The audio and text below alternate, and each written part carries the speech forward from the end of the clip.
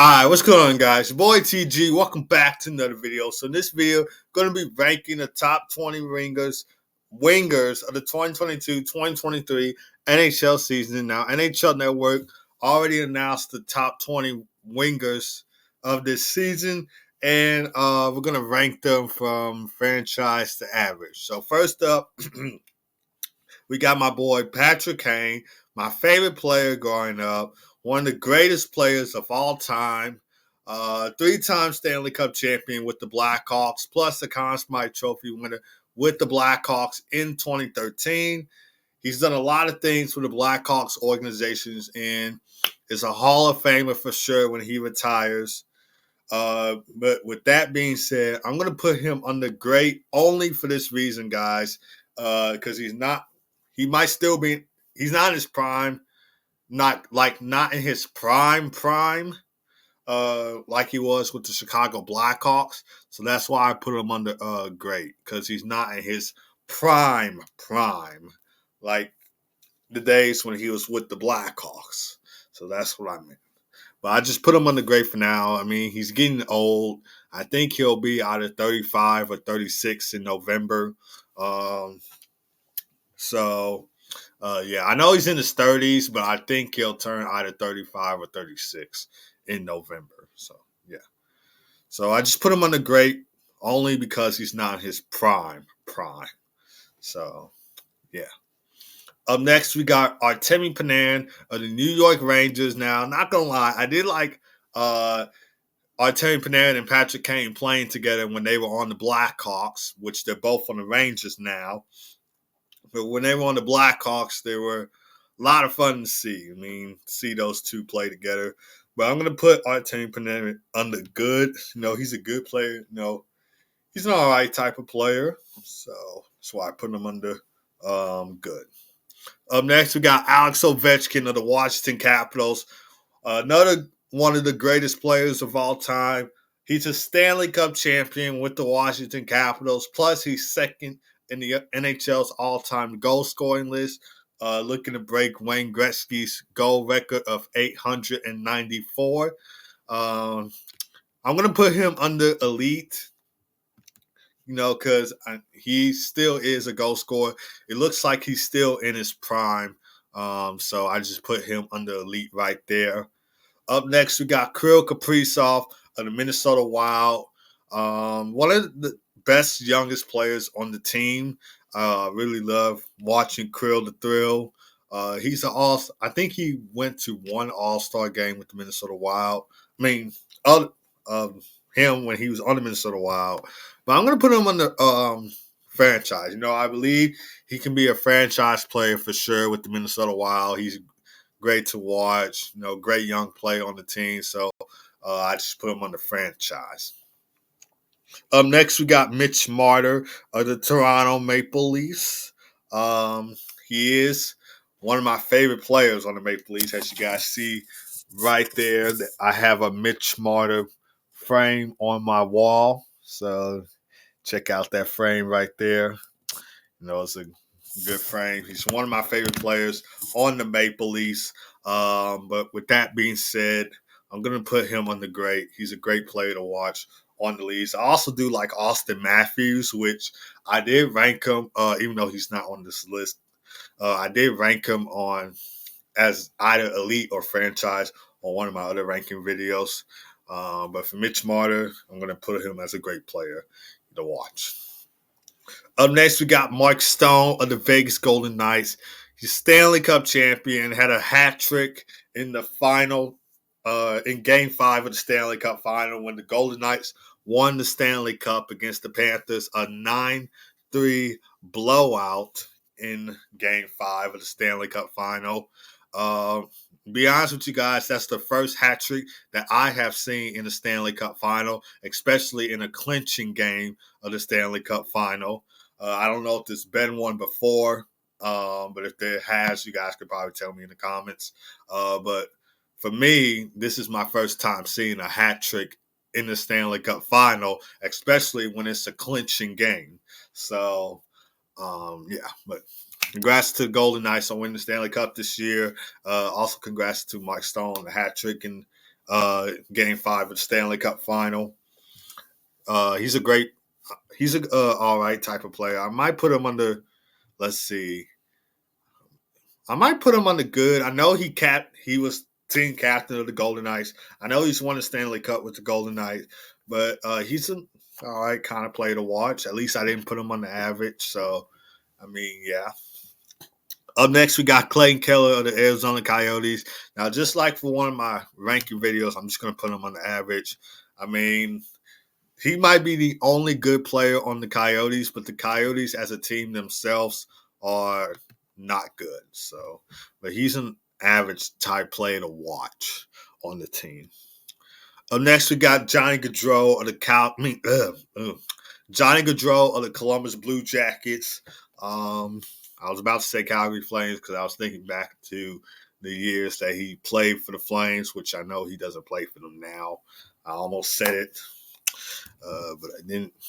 But anyway, I'm going to put him under good. I mean, he's an all right type of player to watch. I mean, when he was on the Flames, he was terrific to watch, so I probably would have put him under great then. But for now, I just, put him under good. He's a good player to watch. Up next, we got Jake Gensel of the Pittsburgh Penguins. Had a, okay, good, great type rookie season when he was playing in his rookie season with the Pittsburgh Penguins. I'm going to put him under great. He's a great player to watch. Stanley Cup champion with the Pittsburgh Penguins. So just put him under great. Up next, we got Brady Tkachuk of the Ottawa Senators, brother of Matthew Tkachuk, and I do love watching the Tkachuk brothers in general. But I'm going to put Brady Tkachuk under elite. I mean, he's a young player. He's team captain of the Senators. I believe he can lead the Senators a long way, and he'll probably could be close to a Hall of Famer when he retires. But as of right now, he's one of the best players in the league, one of the best players on the Senators in general. So I put him under elite. Up next, we got William Nylander of the Toronto Maple Leafs.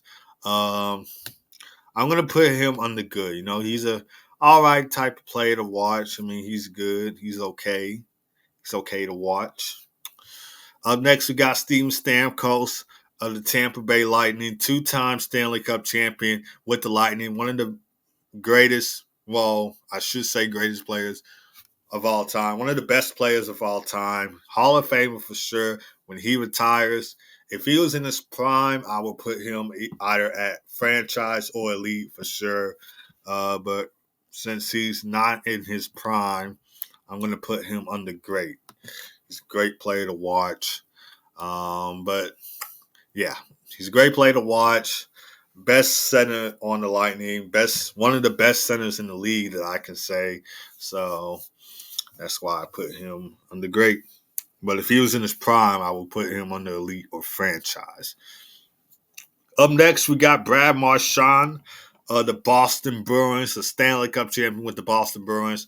Now, I know some people kind of hate on him, but to me, he's a great player to watch. So I'm going to put him under great right there. I know some of you guys don't like Brad Marchand, and some of you do, especially if you're a Bruins fan.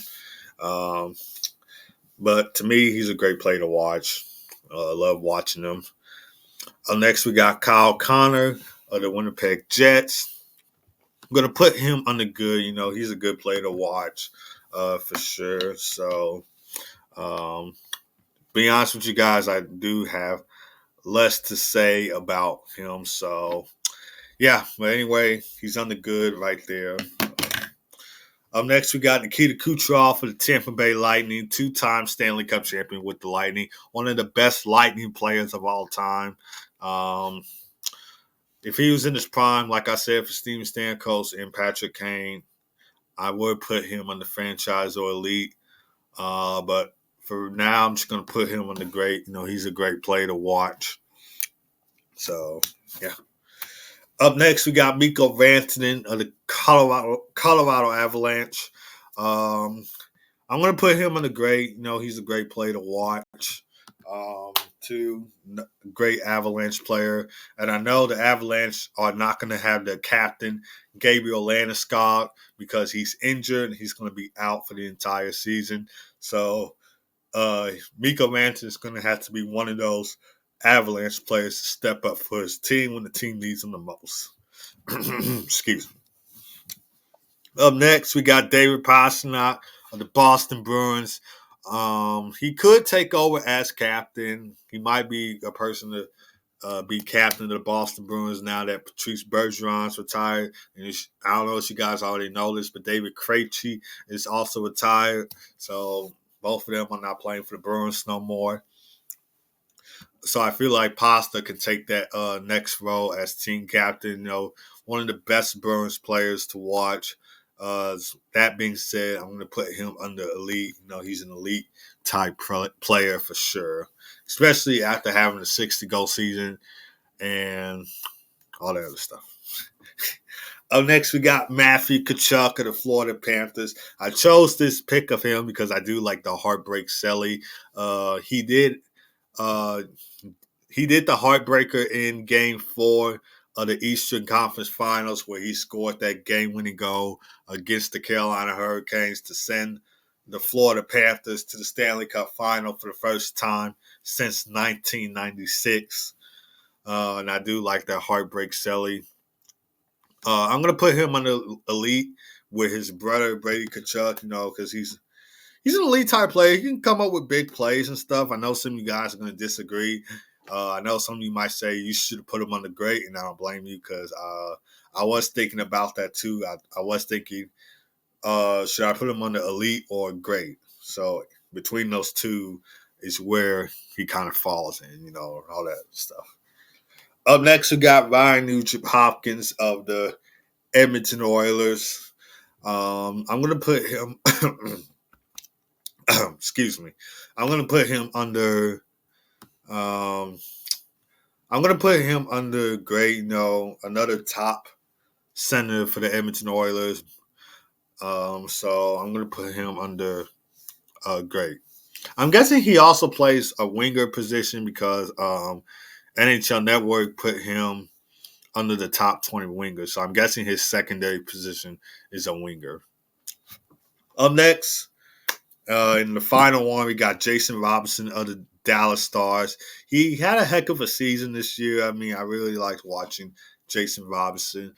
And I'm going to put him under franchise, because one of the best players to watch in the Dallas Stars. And I feel like he could just lead this. Even though that Jamie Ben's the team captain, he could be that next player, to step up for the team when the team needs him the most. And that is it, guys. So that's all my rankings for the top 20 wingers of the 2022-2023 NHL season. Let me know what you guys think down in the comments. If you agree or disagree with these picks right here. I know the Matthew Tkachuk one's going to get some attention because I really should have put him under great. I'm kind of regretting my decision, but I'm just going to leave him for elite now. But I don't know. For now, I'm just going to leave him at elite. I know I probably should have put him under great. But yeah, let me know in the comments if you agree or disagree with these picks. And that's going to do it for this video, guys. So if you enjoyed this video, hit it with a like, hit it with a subscribe button, and I'll see you guys next time.